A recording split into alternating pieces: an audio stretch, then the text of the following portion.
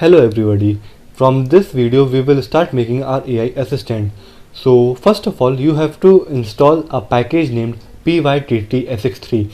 You can install this on your machine by typing pip install pyttsx3 in your command window. So now I will import this pyttsx3 module, and next up I will define a variable named engine and set it equal to pyttsx3.init. So what this does is it initializes the pyttsx3 modules.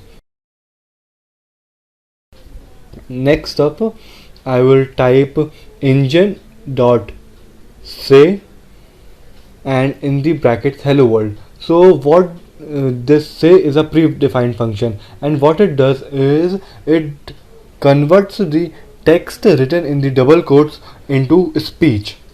Let me save it, and in the next line I will type engine dot run and wait. So this is also a predefined function, and what this does is it pauses the program for till the say function is done speaking. So now let me save it and run. Let's say it works. Hello world. Hello world. Oh, it worked successfully. Now let me change the text hello world into something like this is Friday, and let me check if it works or not.